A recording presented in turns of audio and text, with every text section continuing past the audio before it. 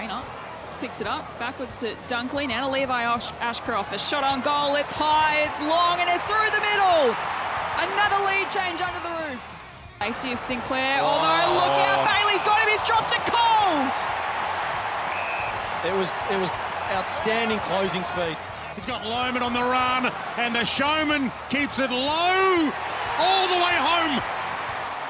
Coleman just bursts through a couple.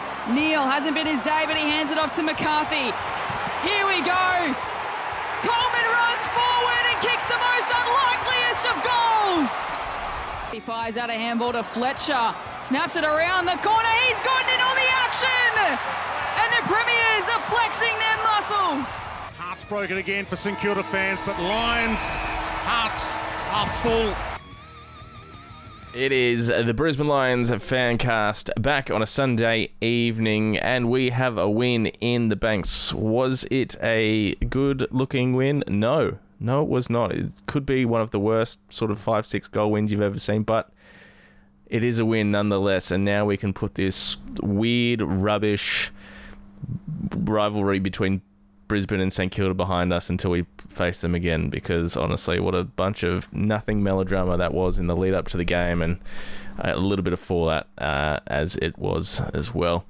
It is JB and Patrick back for another week. It's all thanks to Hop On Brewery Tours, Crisp Marketing, and of course EB by Hiker, our proud sponsors for 2026. And don't forget, you can always jump on board anything we're doing. Follow us on socials, YouTube, Spotify, Apple, wherever you get your podcasts, and check out brisbanelionsfancast.com.au. Throw some money in our tip jar. It is greatly appreciated, those that have done so. A big shout out to Vince and Matt. Thank you. Keeping my car on the road as it was, because we really do appreciate it. And as everyone knows, times are bloody tough at the moment, so we do appreciate anyone that jumps on board and supports what we do, because we do it for the game. We love it, and we love our Lions. I know you guys do as well. Buy the shirts, just get involved. We love chatting Lions each and every week, although when I was watching this game on Saturday in the middle of the day, I was thinking to myself, God, I can't wait to never talk about this game again, Pat. It was pretty gross for a good portion of it. Yeah. I mean, I think you're doing a bit of a disservice to just winning ugly. Yeah. And that 5-minute patch where they just hit it here and win the whole game, that was pretty good. I have no complaints about that. Particularly, it was in a situation where we ended up being 2 down on the bench. So I am far less caring of the manner of which it occurred. And,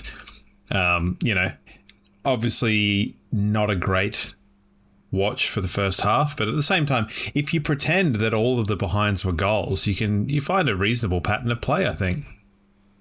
Sure. Just pretend, and pretend. Look, at the end of the That's all day, I'm asking. This time last week, I said, we should be beating the Saints by 5 goals, and that's what we did. Like I said, it was pretty gross for 3 quarters of it. It broke open in the last quarter. Saints did look out on their feet, and we finally sort of started to click. The pressure in the last quarter was pretty intense. The Saints' pressure across the whole game was actually really good, and they managed to stifle our ball movement very, very well for most of the game.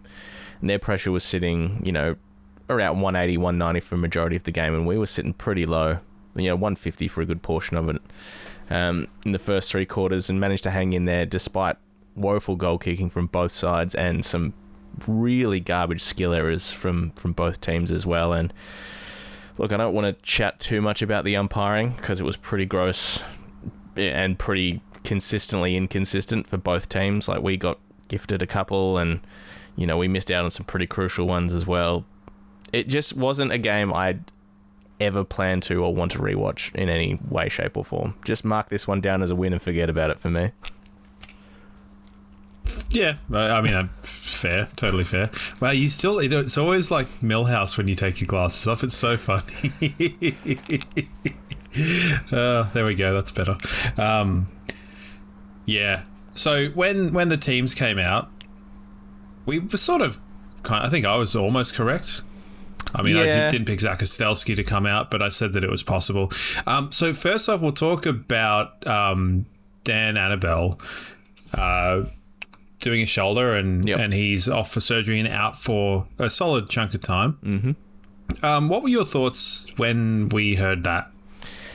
I thought it was okay. I didn't expect us to put another mid in. I probably assumed that Link McCarthy would hold his spot and then Zach would come in and get more CBAs and probably Levi as well, and we'd just sort of share that roll around a little bit more, which is basically what happened. I'm shattered for the fella who's just started his AFL career and finally got himself a spot and probably would have held his spot, I would have thought. But obviously it wasn't to be. So Jimmy Tunstall got dropped, as did Zizi, as you mentioned, and Annabelle will be out for the next 4 months, it looks like, and we got back the players we thought we would get back, and it looks like Hugh McCluggage might play Thursday, but more likely probably not. Just put him on. You lied to me with that. You gave me all sorts of false sense of security last week, saying like he'll play and he'll play well, and I was like, hell yeah, my boy's back, and no. So you lied to me. Yeah. Just to touch on Annabelle, I think that they probably made a decision.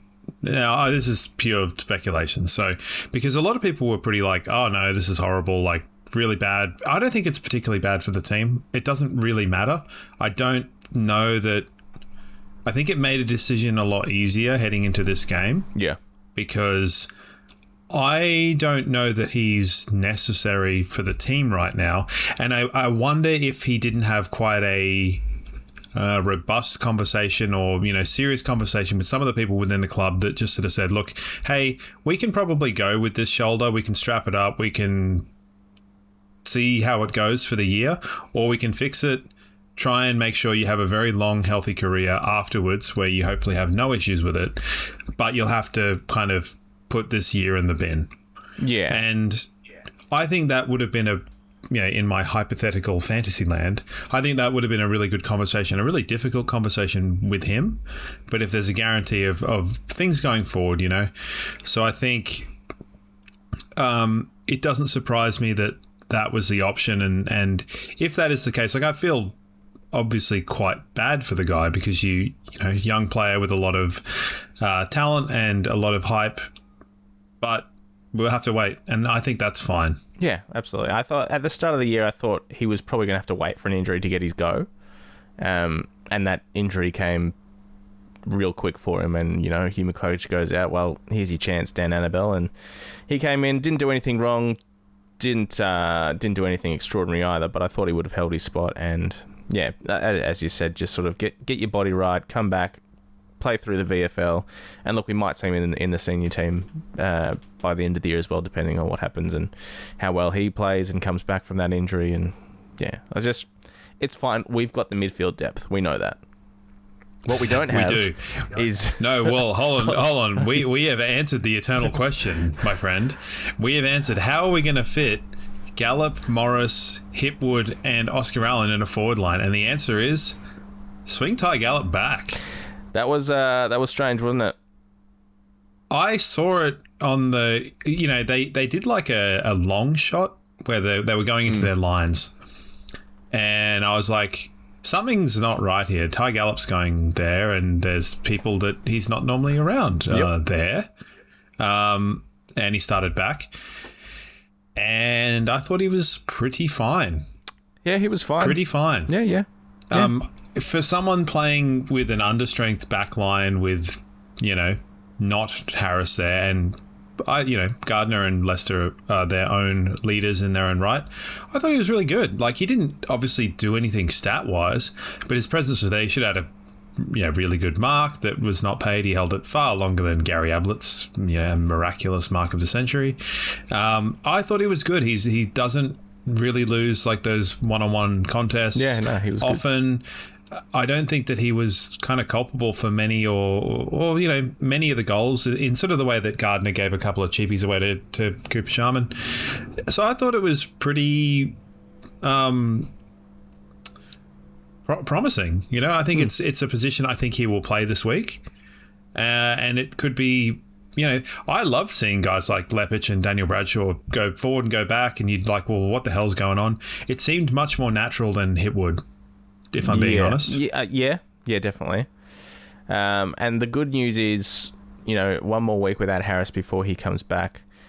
Collingwood's forward line has been an issue for them in the first few weeks. They haven't been able to score above 80 points. It's McStay is their sort of tall target up forward. They've got that new fella in Steen as well, but I think if there's a week to be missing, a bunch of tall timber and mucking around with the back line, this is probably not the worst one to be doing it coming up against the Pies. We will be bringing in someone, whether that's Dara Joyce or Zizi. We'll chat about that later, obviously. Before we go any further into the game, two things I want to touch on. Sort of, the kit. I mean, obviously the jumper was elite. It's a shame it was such a bad clash. I mean, on the TV, it was not ideal. I'd love to hear from people that were at Marvel Stadium, like how it was looking from the stands. There was reports on commentary that the players were struggling with it at times as well. So, as awesome as that Fitzroy, kit is, it did create a bit of an issue. Yeah, I saw some stuff about that regarding maybe St Kilda should have worn something more white, and then the argument to that being, well, it's St Kilda's home game. It's like, yeah, but we don't have a Melbourne home game to wear our kit, so that's never going to be a scenario that exists. So, and obviously St Kilda were not going to be the team to do us any favours due to spite, which is fine for them, and they lost the game. But it's not the first time we've had kind of clash issues. The Suns in the qualifying final or elimination final last year was pretty bad one. Oh, this was worse. This was worse. This was much worse. Nah, no way. Oh, you're kidding. No way. The pink versus this. At least you could look at the shorts. Yeah. At least they were wearing white shorts, and I was just looking at the hips of everyone playing. So, which is how I love to enjoy my football too. Yeah. Staring at hips. Yeah. You love looking at butts, man. So, yes, I would much prefer that than two slightly different shades of the same hue, like it was with the Suns. But it was a pain in the hole. And I don't want to think about it anymore. Well, I mean, we're going to be wearing it again later in the year against the Pies, who, obviously got black and white as well. If it's sort of predominantly black, we might have a similar issue later on in the year when we come up against them. So we'll wait and deal with that. I reckon between now and then there will be a discussion with Collingwood saying, hey, can you wear your predominantly white with black stripes rather than your black with white stripes? And I expect there to be a bit of pushback then as well. But we'll wait and see. The second thing was the commentary. This is my first time listening to a full game with Jess Webster as on play-by-play. I thought she was great. She was fine. Yeah, she was really good. The way I described it as it was happening is some other commentators it seem like they are talking with the microphone away from them, like they're projecting, and you get into that higher register, which I find to be not tonally very good. This appeared very much like she was using one of those old mics from the 1950s that looks like moustache cutters, where you right up to the right up to your nose. So she's just talking. Yeah, she's just talking. There was some hyperbole. I think Dwayne Russell is rubbing off on her in a slightly annoying way, but that's okay.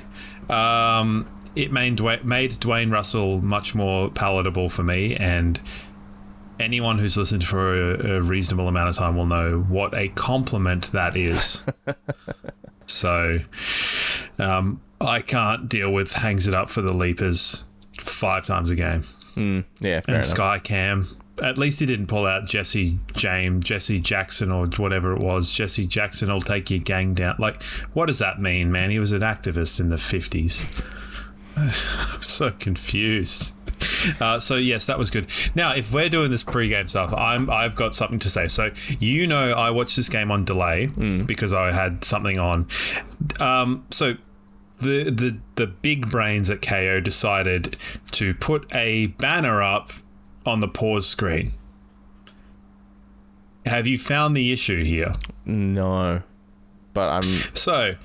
Little old Patrick is like, okay, so I want to watch this game, so I'm going to click start. Oh, okay, cool. There's 2 hours of pre-game. well, I'm going to click pause or click the button, and I'm going to scroll to try and get to where the game is. Oh, after 1 second, the banner pops up and my scrolling ability disappears. So I can only scroll a minute at a time. Ooh. Cool. Well, I'm going to click and I'm going to scroll. I'm going to go really, really fast. Oh, I've gone too far. Oh, it is so bad. Like, it is so bad. Like anyone else, if you know, like I'm using an Apple TV thing because it actually renders in 4K, so good for me. But it was pathetic and frustrating, and I know that there might be listeners that enjoy the idea of me being frustrated. So, sod ya. And it's you, Brooksy, isn't it? I'm not one of them. There is a new actual channel in our Discord about streaming help and various ways you can watch football as well above the traditional means. So if you want to join our Discord, the links are available at our website, brisbanelionsfancast.com.au, and you can put your suggestions in there, in which there is already one. That sounds pretty good. I dare say this is the last podcast we'll ever do. All right, let's get back. If the Murdochs don't do zone, the drones will come in and pop our heads right after this recording. So, let's get on to the first quarter. It was shite, wasn't it? Wasn't it just? There was more than 13 shots, because I'm sure that some was sprayed out of bounds on the full or dropped short. It was pretty bad. It got to the point where the commentary team made a number of references to hey, should we check these balls? Like, should we check the PSI on these balls? Like, what is actually happening out there? That's the worst I've ever seen Jasper Fletcher dispose of a ball in 2 years. Obviously he came good towards the end, as most of the team did, and he kicked a cracking goal, but jeez, he and he wasn't alone. God, there was some pus disposal out there. He was bad. Him and Wilmot in the first half, it was sort of an element of like, okay, we've sung these guys' praises. I've been very, very clear on Wilmot not making bad decisions. The skill execution was horrible.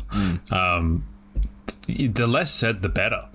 And we didn't kick a goal. It's not the first time this season, I think, we haven't kicked a goal in a quarter. Maybe it is. I think maybe we might have got one in them, but that's a rare feat for us. But yeah, not great. And then it was just a bit of an arm wrestle. We got traded goals. St Kilda were kind of getting some pretty cheap ones, and I think you mentioned the umpiring, but they were definitely getting the better of the decisions. And the Liam Ryan run through of Berry was not good, not a great look. I think that should be looked at. Yeah, it was not good because he was unsighted and he whiplashed him and sent him to the ground. And it was clear Berry had no idea who did it because he went after Naz, and good for him. So yeah, there was definitely a bit of spite there. Like, what did you make of Jared Berry just hard tag on Naz? We spoke about it last week, and I said Bez probably had the running ability to go with him.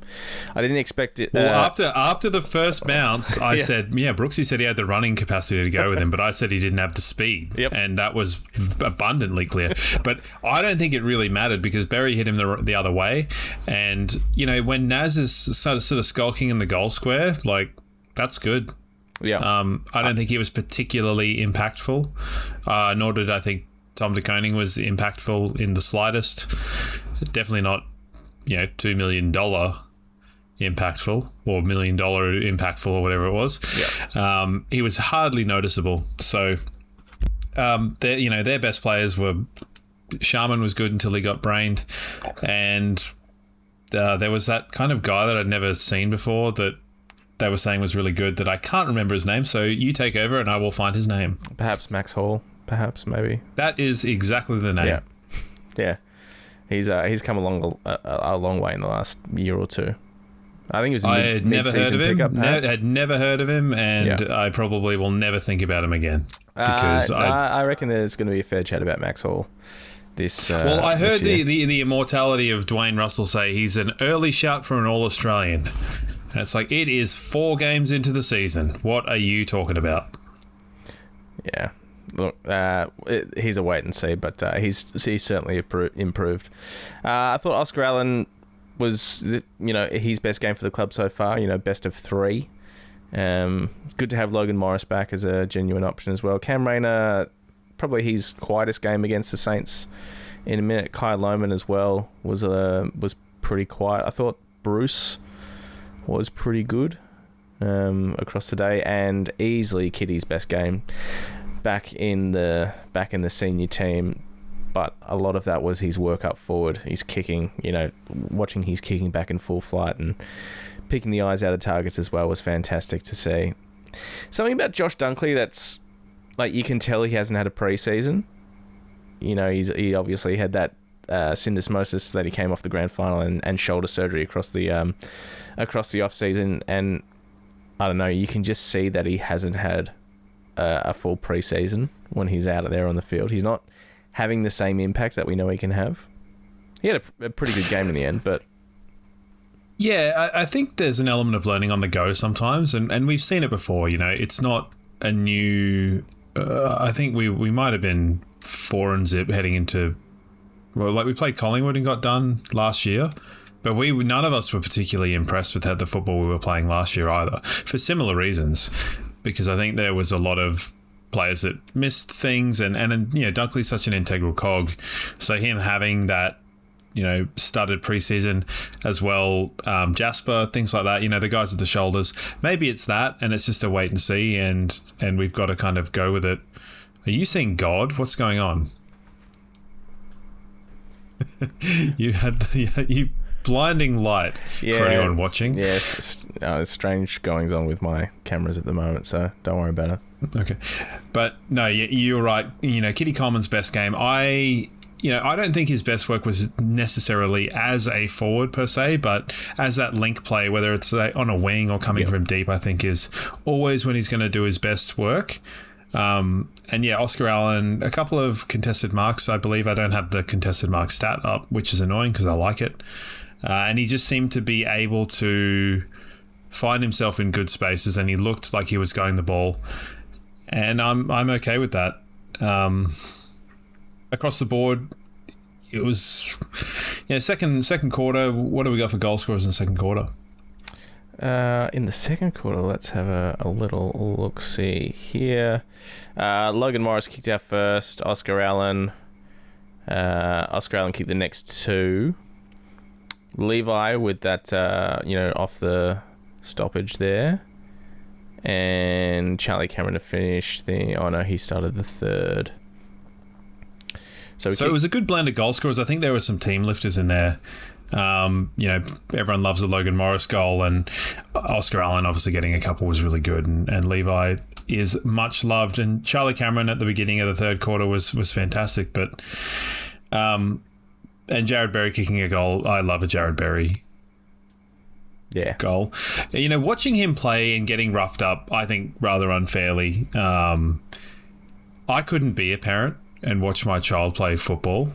I just don't think that I could, because that's how I feel about Berry a little bit.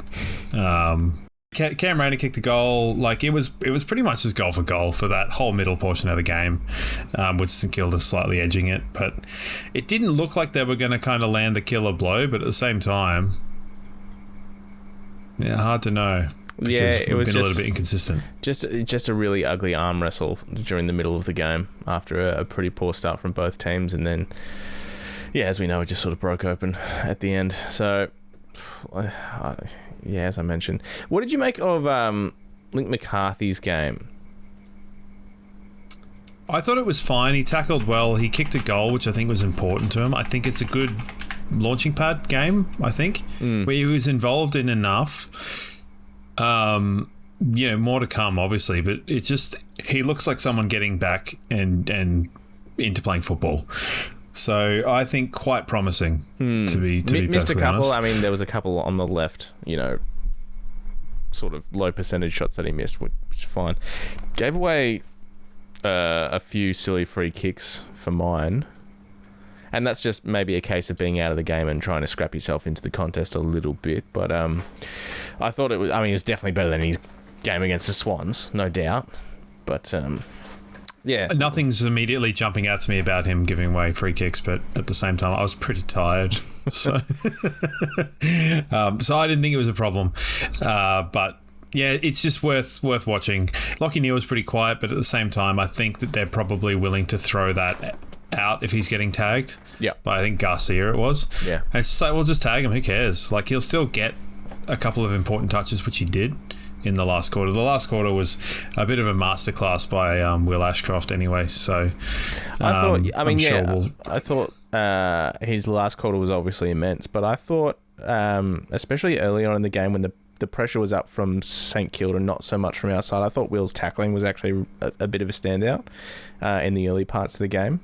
When not a lot of others were lifting to the occasion, I thought Will did defensively, which is not something we've said about him often. And Levi had a great game as well. Yeah, Levi went about his business like pretty diligently and quietly, but he seemed to be much more penetrating on the ball and I think across the board I think there were three people that were standouts and who had good games, which will be voted for, one can assume. They certainly... Well, I mean, yeah, there's probably 4 or 5 I could have given votes to, but 3 that did stand out for me anyway. I think Bruce is unlucky to miss out on a vote. I thought he had another good game. He's had a really great start to the season. He's been pretty consistent. And if he had finished his work in front of goal, he probably definitely easily could have got a vote from me as well. He looks like he really wanted to hit the ground running this season. Couple on the injury front. So Noah Answorth got kneed in the head. It was a really good mark by Taru. Yep. He really puts himself in places he shouldn't be, Noah Answorth. But yeah, he wears it for the team. And Darcy Gardner, basically just unlucky. Yeah. Shades of Michael Voss and Byron Pickett back in the day there. That was with Liam Ryan just going hard. It was a good Nothing hard malicious in it at all. Yeah. No, it's just a good Nothing hard malicious bump. whatsoever. It reminded me of when Liam Ryan absolutely flattened Maynard in the 18 grand final. Just lined him up perfectly. He got him straight in the sternum. But this was just shoulder to shoulder. And we know Darcy Gardner's had his issues with injuries basically all over his body across the years, and this is just adding to that one. So we'll be without him for what looks to be 8 to 12 weeks, which is not ideal. I think probably the saving grace with Gardner is his shoulders have... You know how Lachie Neale had his shoulder kind of fused on the top, so he can't really lift it up? I would assume that Gardner's... He's had a lot of shoulder issues, but he's obviously, as a defender, has to be able to lift his arm. So I would assume that he hasn't quite got things fused or whatever stitched together in a way that would make this less... like more complicated, I guess. Yeah. But it did look like it was coming out of the back, which is a little bit weird. So it's hard to know whether it was a shoulder or a genuine like collarbone AC joint, fracture or break. Like he did get hit hard. So either way, I reckon at this stage they're saying 8 to 12. There will be scans and everything, and we'll get more confirmation tomorrow or Tuesday probably about how long we're going to be without him for. He'll be missed. Thankfully, we've got Harris around the corner and Ty Gallop to be the other defender, which we talked about a little bit earlier on, and I thought he had a perfectly serviceable game. But should we go to votes? Check out the best breweries across Brisbane and the Gold Coast with Hop On Brewery Tours. Book a half or full day tour at hoponbrewerytours.com.au. Yeah, let's go to votes. The Hop On Brewery Tours votes. Don't forget they're celebrating their 10th birthday very, very shortly. And everyone's invited. I think it's the 12th of April on the Gold Coast. All the details available. Just search for them on their Instagram page, Hop On Brewery Tours, and book yourself a half or a full day tour. With Joss and Matt and the team there. Fantastic stuff. And as I said, if you do go on a tour, you get yourself a free Hop On Brewery Tours Skewy glass, which I'm drinking out of right now. Lovely. I haven't got one of those. All right, for mine, I've given Will the 3 for the reasons I said before. Obviously, his last quarter was fantastic, but when the game was pretty piss for the first half, I thought he really dug in defensively. So he's just nudged out Bez for the 3 for me. Bez gets 2. And I'm giving Kitty the 1. Very nice. Very nice. So after all of what you said, I'm giving Reveal 1 vote. Yep. So good for him. And then the opposite of what you did. So Will can get 2 and Barry can get 3 because I love him. Yes, I had a feeling that that was going to come into it. You do know, and everyone should know by now that if there's any opportunity to give Jared Berry 3 votes, I will give Jared Berry 3 votes. So it goes absolute foregone conclusion. So that game, absolutely signed, sealed, delivered, done in the bank. Let's not speak about it ever again. Yeah, taped to a frisbee and thrown out the window. So that's great. Moving right along. But let's move along. The Twos had their first hit out against Southport. Got done by 20 odd points. But the standout of the day was Sam Marshall. Had a complete game against Southport. Dara Joyce also was one of the best on as well, so he's definitely put his name up to come into consideration. And look, between him and Zizi, Zizi didn't play, he was travelling emergency, so didn't necessarily do anything. The other bloke is Tom Duday as well, who got through the game, played a good percentage of game time, was pretty good, pretty serviceable. He played on Sam Day and held him to 1 goal, so not bad. Oh, our old friend Sam Day. Yes. Yep. 1 Who goal did they for, play? I should say. Southport. Oh, that's right. Yeah. I would imagine that Tom Duday is going to probably require a couple of games in the VFL before he's considered to come up to the seniors. But it's Sam Marshall. Well done, and he's obviously been spoken about across the week as well as a bit of a trade target for some Victorian clubs, which makes a little bit of sense. So those are the standouts for those ones. Reece Torrent had another pretty good game. Good to have Kyle Dunkley back in the VFL squad as well. So yeah. All that being said, changes, we have to make 2 of them. What are they for We you? do. So your options are, as I see it, is that you can bring in... we'll bring in a key defender, whether that's ZZ or Dara Joyce or other. Can't imagine. And then you either shuffle and put Kitty back and then bring in someone else like a Sammy Marshall, or do you bring in someone else like Shadow Brain as a lockdown defender who has been training in the off-season as that? And I thought in the pre-season matches, the one against Carlton and Gold Coast, I thought Shadow Brain was actually pretty good. He was. It just depends on how they want to go about doing it and whether they deem him sort of serviceable without the stability around him. So I can easily see them bringing in Zach Kostelski and shifting Coleman back and, reward for effort for Sam Marshall. Because, there was a question, not in the questions, but where someone had said, what has been the difference between last season, the back end of last season, with Sam Marshall being in the team versus now? And rather bluntly, I might add, I said Neil was injured and then Barry was injured. And which is basically the answer. But the lack of eloquence. So apologies to, for that response. But I think it's, the reward for effort for Sam Marshall, I think, should be rewarded. Not at the expense of system and not at the expense of, holistic team chemistry. So, because I think it'd be just fine. And arguably you could look at it being a little bit more disjointed if you would have put Brain in. But at the same time, I'm not 100% certain. I just think that's the way they'll go. I'm more inclined to go the opposite way. I'm more inclined to bring in Shadow Brain, and he can have his redemption against Collingwood, because that was his undoing 2 years ago. Do you remember that game against the Pies where McCreary got us and Schultz got us, and in the dying moments they won by a point, and we had that conversation. I was like, we need a lockdown defender in here to help, because Starcevic was out at the time, and that's when Brain got dropped, Ainsworth came in, and off she went. We end up winning the premiership. I'm going to stickler here. Yeah. Because Firstly, I didn't want to remember that, but now that I do. But if we're going to be remembering it, let's remember it properly. I had been calling for the double lockdown defender I know. for the whole back half of that season, and now you are claiming it here. No, I'm just saying that was the catalyst for the Brisbane Lions to make that move, and that's what happened. So, well, fair dues, you've word saladed your way out of that one.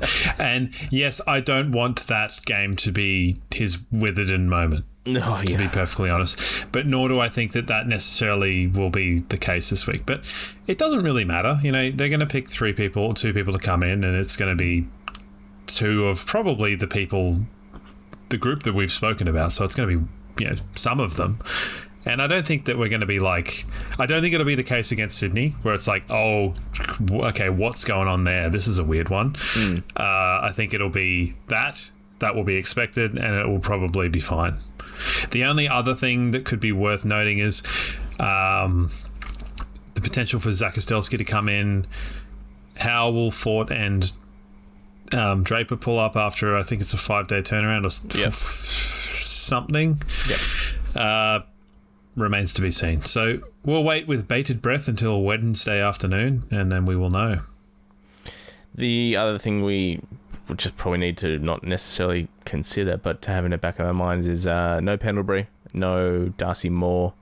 So they'll have to Darcy Moore just didn't want to get 5 or 6 goals kicked on him by Logan Morris. So that's the real reason. So they'll have to make a couple of changes of their own. But I think there should only be the 2 changes, and then we've got a couple of... No, I'm not going to say it. We've got some games against North and Melbourne after that, and Harris will be back available for those as well. So it'll be good to get some cavalry in that back line. Hopefully Noah's only missing the 1 week against the Pies and will be back in for selection.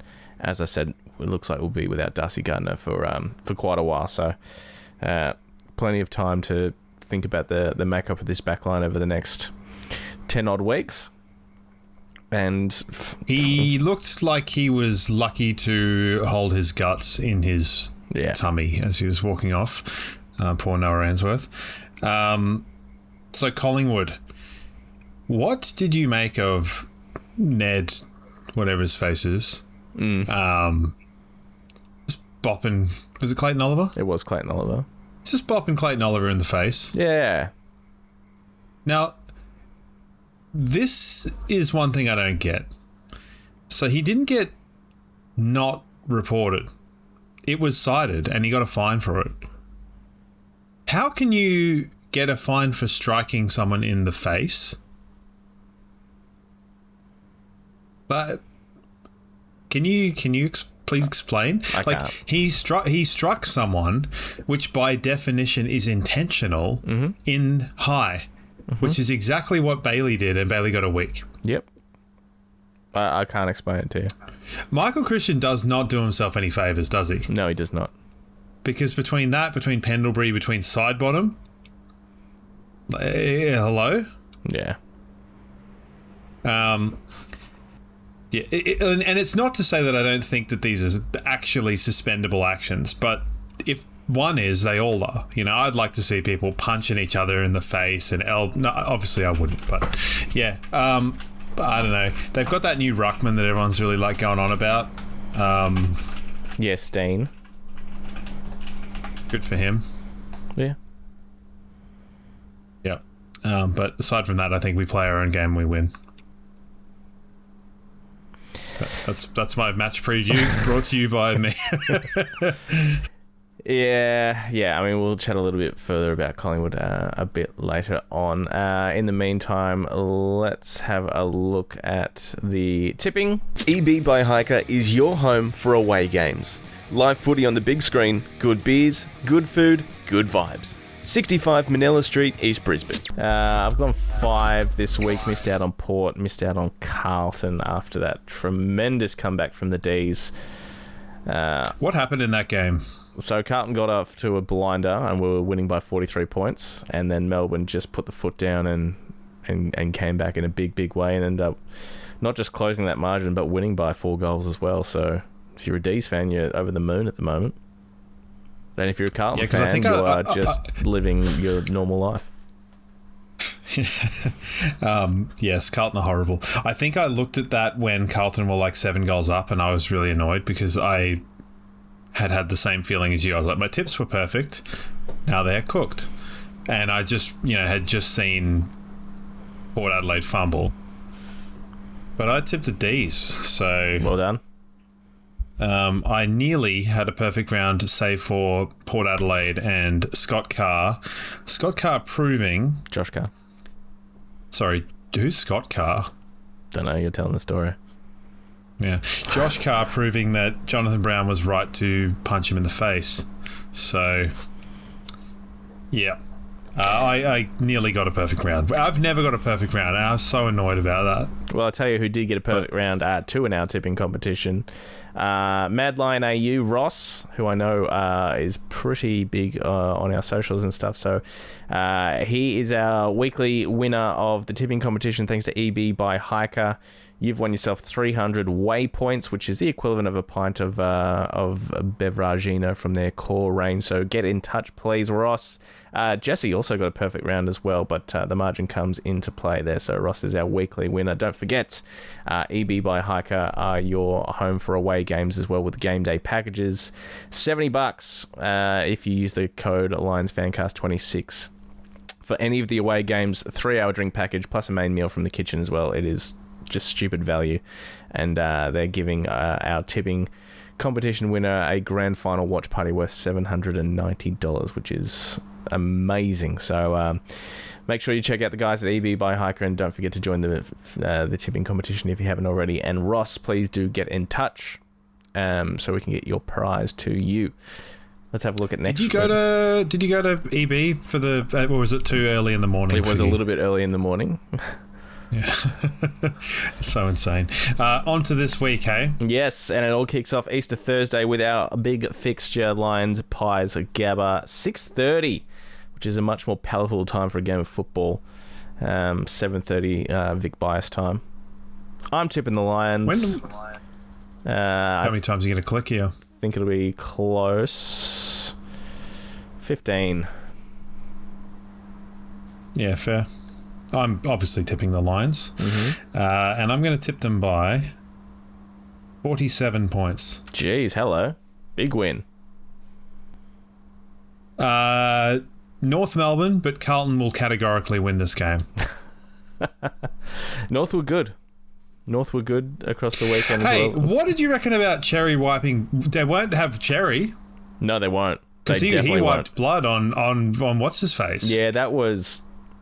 Honestly, that was so heinous. dumb. That was so dumb. I can't, like... I remember seeing that back when Buckley did it to Cam Ling, and it was on his jersey. And that got a week back in 2002. So, idiotic. Yeah, because Tristan Cherry had been likeable. Because he was sort of like a good ruckman in a team that was pretty shit.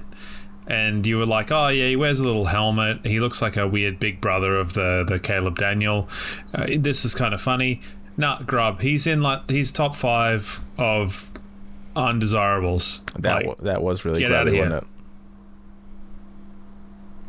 All right, moving along. Adelaide Freo at the Adelaide Oval. This should be a pretty good game after what was a really bad week of footy, might I say, by the way.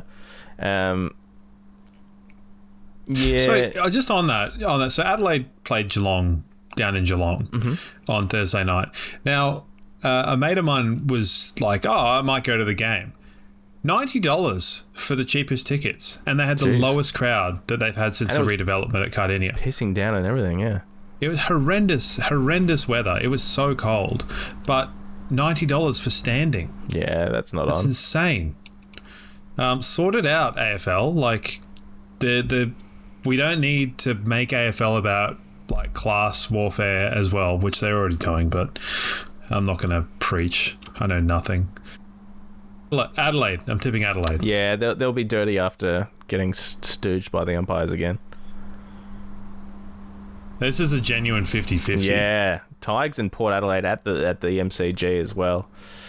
Tigers just without a few. No Nankervis, no Lynch. Yeah. Port Adelaide for the win. Yeah. I do like what the Tigers are doing, though. I think Tigers are in a little bit of. I think Tigers are looking like being wooden spooners. Essendon are horrible, but I think Tigers may be the wooden spooners this year. So, Suns for sure, or Swans and Suns. Yeah, Swans, Suns, Dogs, and Easter Monday, Hawks, Cats. That should be a good game. Another 50-50. I've tipped the Hawks at this point, but I wouldn't be surprised if I changed that a couple of times. This is a much better round of footy. Tipping Geelong because why not? Yeah. Yeah, they've got a knack of winning it's the big Easter. games. Easter, eh? Yeah. Well, they have a knack of winning the big games, but not the grand final last year, so... Big enough games. Thankfully. Speaking of the grand final, news through today, the next 2 grand finals, so we don't have to deal with this conversation again next year, locked in for the 2:30 start, traditional day start. So that suits me as a traditionalist.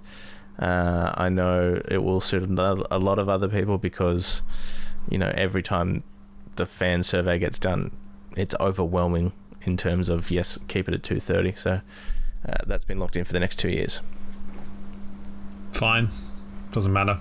I mean, it's inevitable it will end up at least twilight at some point over there. At some point. I felt for sure it was going to be this year. There have been funny conversations in the past, particularly on our Discord, which you can join. People view me as very fundamentally a traditionalist in the game, which largely I am, but I have no problem with the Twilight Grand Final, personally. I don't. I like it during the day. I don't have a problem with it. I don't want a night grand final. That I can say. It's coming. Eventually it's coming. Over my dead body. All right, well, let's have a quick look. We have touched on it. So the Pies, we've talked about the changes. Tough to get a read on Collingwood so far this year. They've obviously just beaten the Giants, and they've beat St Kilda in opening round as well. But as I said off the top, they haven't got tremendous scoring power. McStay is sort of like their key forward. They've obviously got plenty of experience around the ground. They've got, arguably the best player in the competition running around for them as well. But they haven't been able to score much more above 80 points. I think this week where they scored 87 was the first time they've done that this year. So, tough to get a good read on them. Yeah. They've also had a pretty good record on us. I mean, last year we got them a couple of times, but prior to that, they've had the wood over us, largely speaking. Well, it's gone in phases, hasn't it? Because prior to the cat is purring really loud. So that's going to be go up. Yeah, it's gone in phases. So we obviously had the wood over them all the way up until the grand final, and then they beat us 4 in a row. Yeah, something like that. Twice the year after, and then for Easter, and then we've beat. So it's our turn to go on a bit of a run. Yeah, I'd like that. I mean, I think we should win, but they're. I don't fear them in the way that. They're not scary like they have been at times, because I think there are elements of Dacos can have like a really, really, really good game, but the game's gone from the point where a midfielder can kick 7 goals and be like, yep, I've just single-handedly I'm talking myself into a cul-de-sac here, aren't I? Can you finish my thought for me? I wish I could, but I don't like to think about how your brain particularly works. So not well is the answer. But I don't think that he can have such good a game that he'll need others to go with him. Yeah. And I don't know that the others are that good anymore. And I think our others are better.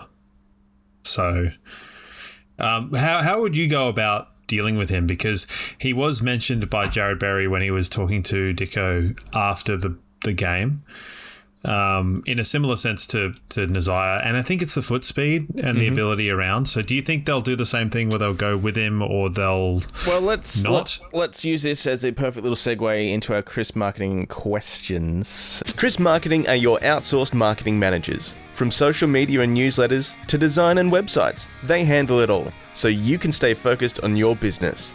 crispcoms.co. crispcoms.co, giving you free Brisbane Lions Fancast stickers. You can get those through our website. First one comes from Josh. How do you guys see the tagging question, individual tag or team tag? Because we're going to face a similar consideration on Thursday with Dacos. Do we put Berry clamp on him early, then revert back to team accountability? Now, Nick Dacos isn't necessarily fast.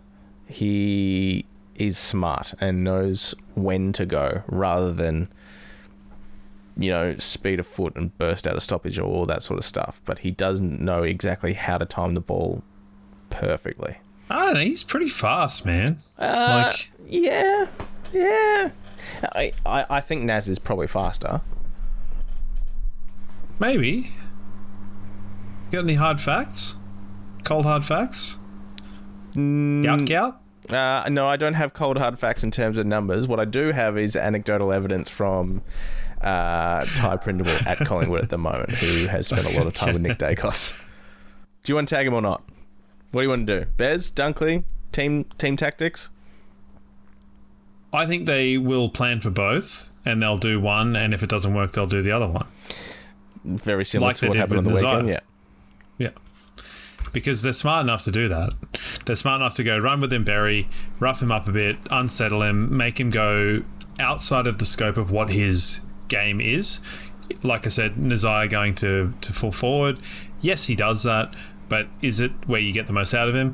In a similar sort of sense, like if you got Dacos going to half back or going to a wing or floating forward, that's not where you're necessarily going to get the best out of him. So if you can upset his game and then you go to a team tag, it just keeps them guessing. So I would follow a very similar thing unless you got completely off the chain, but then it just depends on the scope of the game.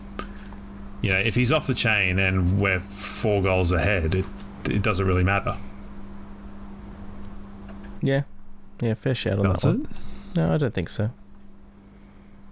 What would you do? Yeah, I'm inclined to agree. Start with Bez and go from there, or maybe put Dunkley on him at stoppage and then use those wing rolls like we did a la Petrarca and Oliver back in the day. Yep. Yeah. Pretty good.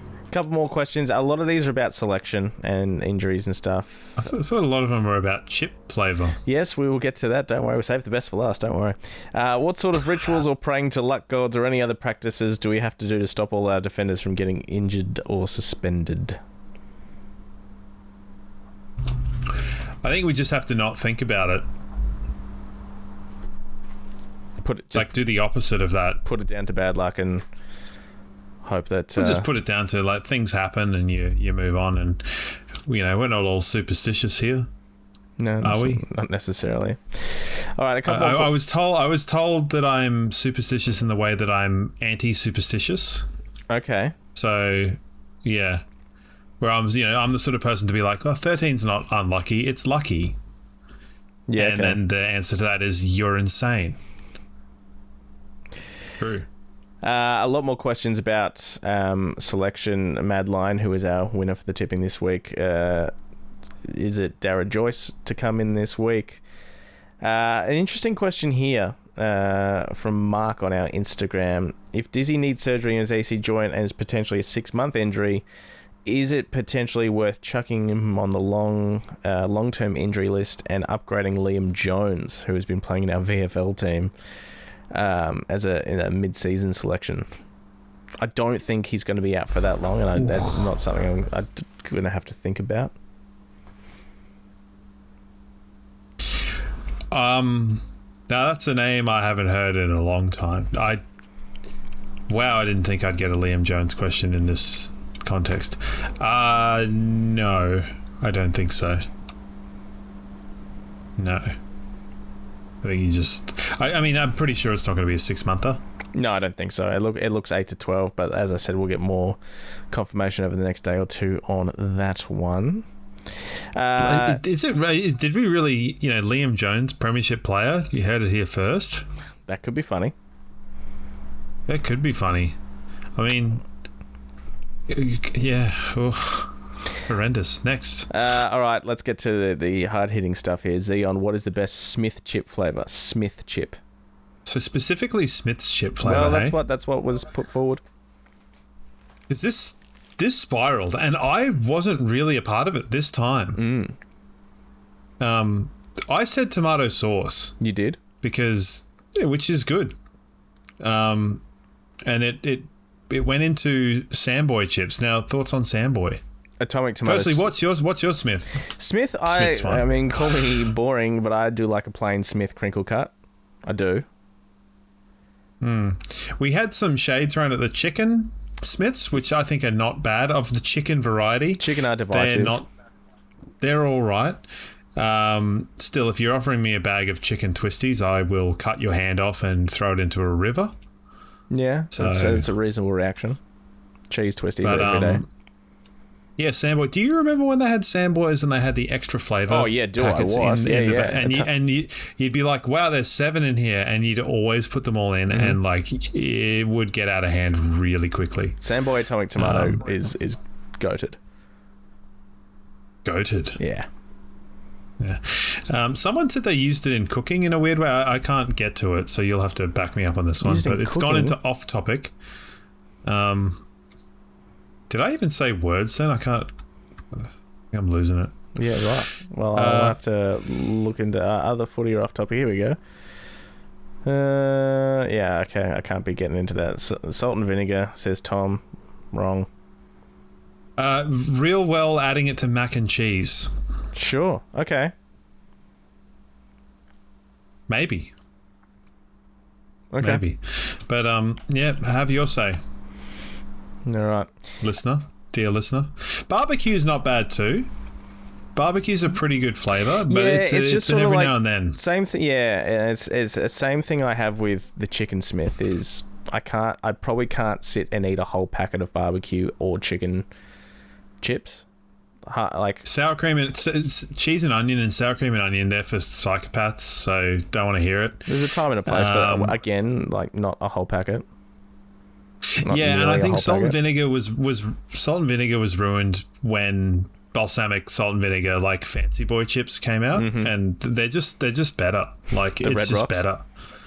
Yeah, the Red Rocks or the Kettles. So yes, moving right along. Thank you for your questions. For the crisp marketing questions.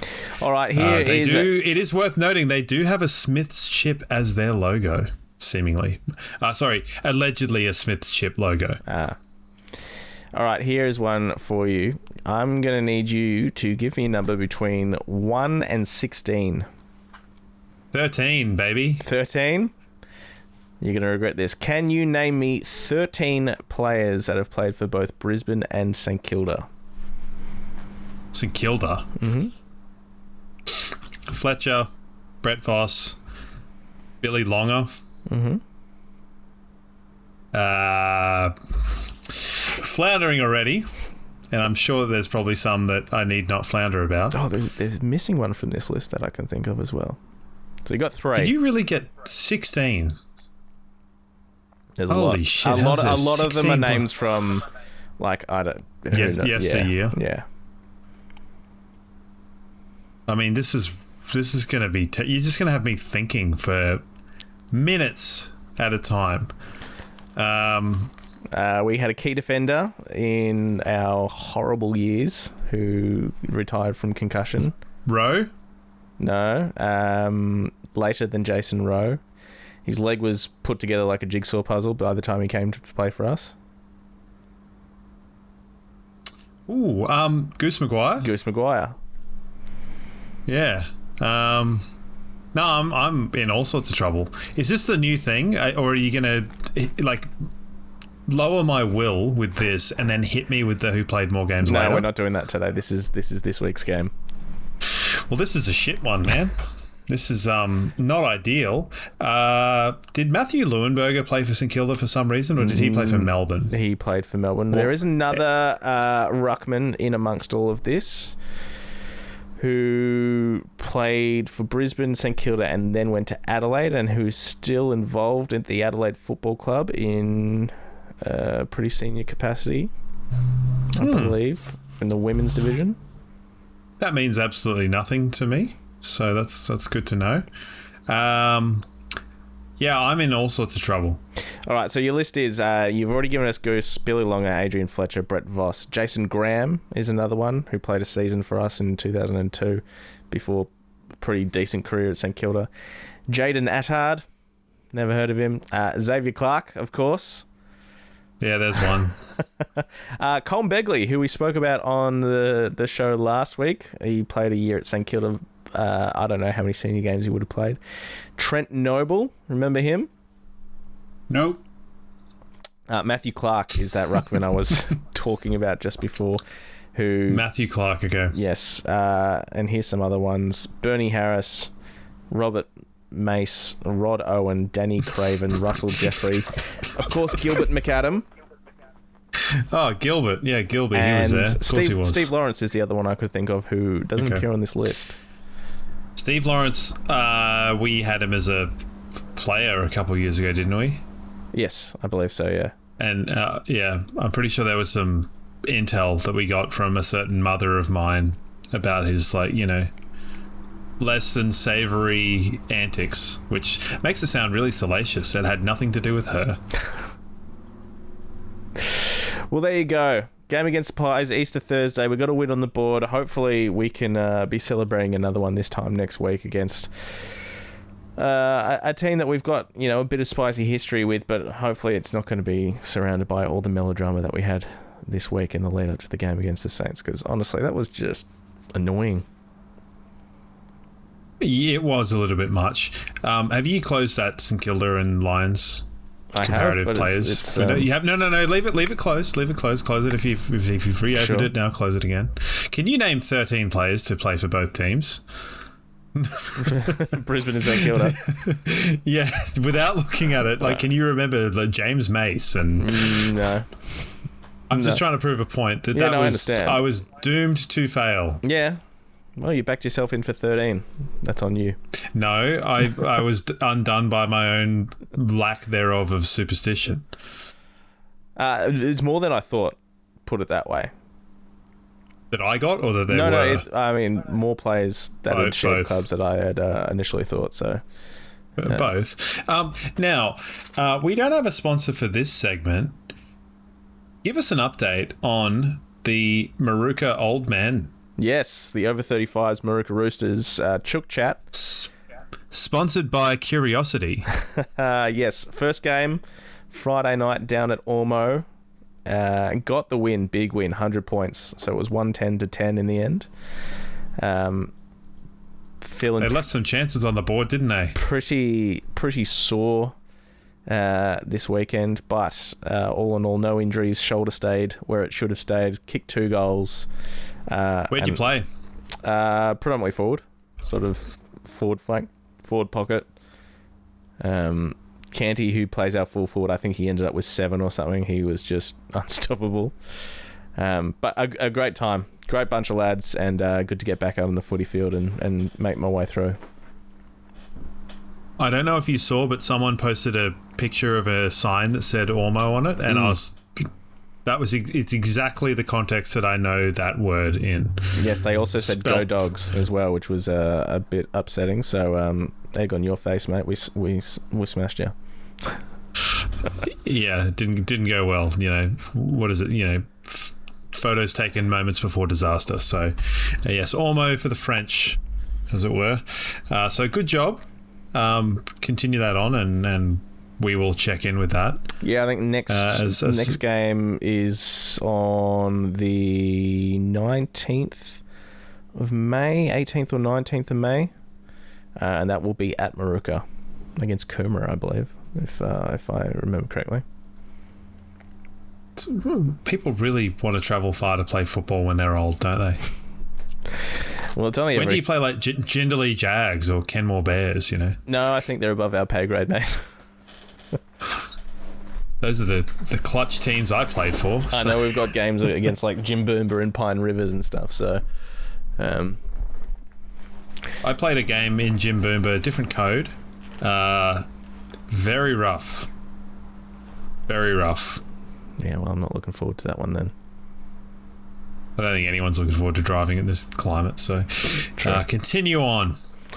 All right. Well, we'll be continuing to have Chook Chat as the weeks go by, and as I do have updates for you. But enjoy your Easter, everybody, and I might see you at the Gabba. It's going to be a good game. Looking forward to it.